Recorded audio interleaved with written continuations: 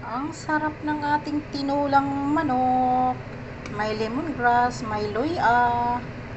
So ngayon guys, ihalo natin yung ating beans. Ayan, mayroon tayong beans dito. Green beans. Tapos ihalo na rin natin yung chili.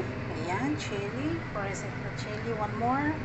Dalawang chili lang halo ko guys. Ayun. Haluan natin ng green beans para balatong to siya, di ba? Batong yan sa amin eh. Yan, may batong.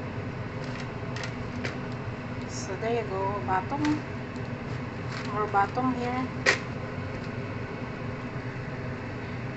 Yan. Tapos titikman natin guys. Yung ibang tinula guys, nilagyan ng fish sauce. Pero ako ayaw ko.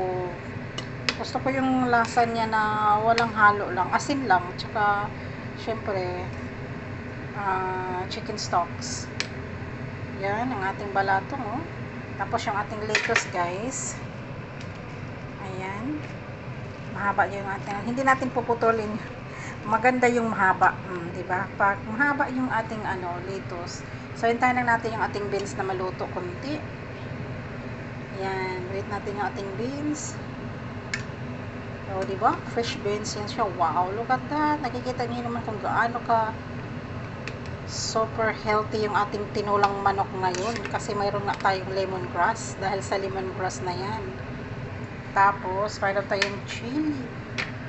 Tapos, may luya. O, ganon. Tikman ko muna guys, bago ko ihalo yung ating lettuce.